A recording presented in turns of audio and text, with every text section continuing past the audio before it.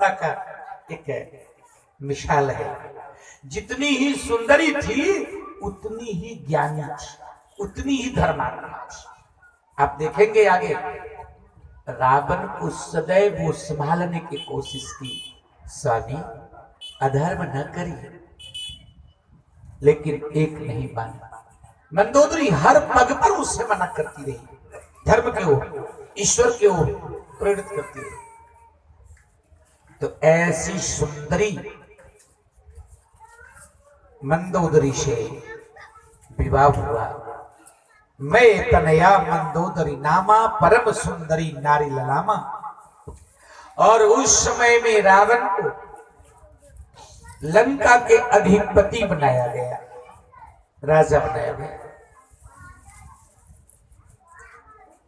महाराज जब राजपद पर प्रतिष्ठित हुआ रावण, उनकी जब समय आया, आप जानते हो लंका कहां है? समुद्र से चारों ओर घिरा हुआ है। त्रिकूट पर्वत के ऊपर में लंका बसी हुई है। शत्रु आराम से नहीं पहुंच सकता, वहां अभेद्य नगरी है।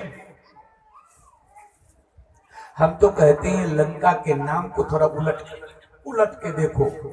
लंका उलट देते हो तो बनता है कालम, काल ही लंका है। काल में कौन वास करता है? काम। जहां काम होगा वहां काल होगा। रावण काम के प्रति। महाराज बड़ी सुंदर चर्चा गोस्वामी जी कहते हैं कि रावण जब अपने शक्ति में आया तो देवताओं से उनका साहजिक वैर है, स्वाभाविक दुश्मनी है। कहा बंद करो पूजा पाठ, बंद करो कथा प्रवचन। जो भी भगवान के नाम ले विष्णु को, उसे मृत्युदंड। भैया एक बात बताऊं, जहां धर्म नहीं होगा वहां क्या होगा? अधर्म होगा। क्या? जहां पुण्य नहीं होगा क्या होगा? वहां पाप होगा। तो जहां शुभ कर्म बंद हो गया, सत्संग बंद हो गया, तो कुसंग होगा ना, उसको तो कोई नहीं रोकेगा। अब कुसंग होगा तो लोग विचारहीन हो जाएंगे ना। रावण के राज्य में लोग कैसे थे? गोस्वामी जी बड़ा सुंदर चित्रण किया। कहते बाढ़े खल बहु चोर जुआरा, जेलम पट पर धन पलकारा। बाढ़े खल बहु चोर जुआरा, जेलम पट पर धन परिवारा। बाढ़े खल बहु चोर जुआरा, जेलम पट पर धन पलकारा। बाढ़े खल बहु चोर जुआरा, जेलम पट पर धन परिवारा। सीताराम सीताराम सीताराम कहिए, सीताराम सीताराम सीताराम कहिए। सीताराम सीताराम सीताराम कहिए। सीताराम सीताराम सीताराम कहिए। सीताराम सीताराम सीताराम कहिए। सीताराम सीताराम सीताराम कहिए। सीताराम सीताराम सीताराम कहिए। सीताराम सीताराम सीताराम कहिए। सीताराम सीताराम सीताराम कहिए। सीताराम सीताराम कहिए। सीताराम सीताराम सीताराम कहिए। हरि नाम भगवान की जय। एक ऐसे समाज की शुरुआत हुआ, ऐसे चरित्रहीन समाज की शुरुआत हुई जिस समाज में केवल चोर था, लंपट था, करप्टेड लोग थे, चरित्रहीनता थी। बाधे खल बहु चोर जुआरा, नशा करने वाला ज्यादा था, जुआ खेलने वाला ज्यादा था। अब कहो जिस समाज में जुआरी ज्यादा हो जाए, नशेड़ी ज्यादा हो जाए, लंपट लोग हो जाए, किसी की इज्जत को किसी की इज्जत नहीं समझे, कहो उस समाज के क्या कल्पना करते हो? उस समाज में क्या कोई सुरक्षित रह सकता है? हैं? ऐसे समाज के प्रादुर्भाव हुआ। बाधे खल बहु चोर जुआरा, जे लंपट पर धन पर दारा।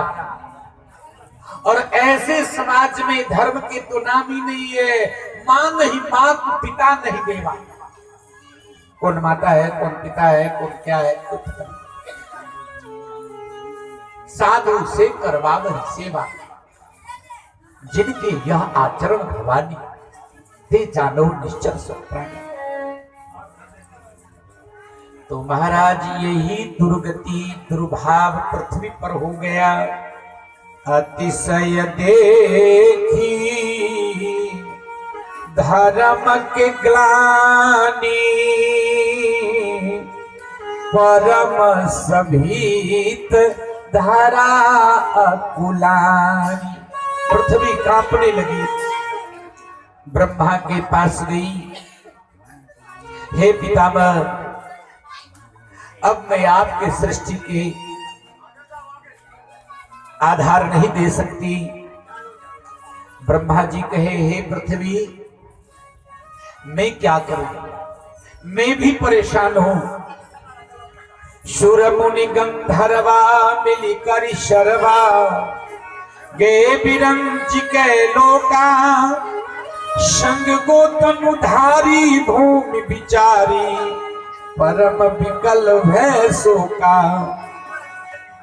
ब्रह्मा जी कहे, सुनो, केवल मेरे से काम नहीं चलेगा, हम सभी देवता मिलकर भगवान की प्रार्थना करेंगे।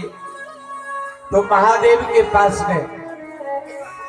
भगवान शंकर है, महादेव है, कुबेर है, वरुण है, सभी देवता एकत्र हुए और विचार करने लगे कि भगवान विष्णु के पास चलो। कहां चलो? कारण उनको तो बहुत से जगह है रहने की, बहुत से गढ़ है, बहुत से मकान है। कोई कहते हैं क्षीर सागर में भगवान रहते हैं, कोई कहते हैं वैकुंठ में रहते हैं, कोई कहते हैं ऋषि महर्षि के हृदय में रहते हैं।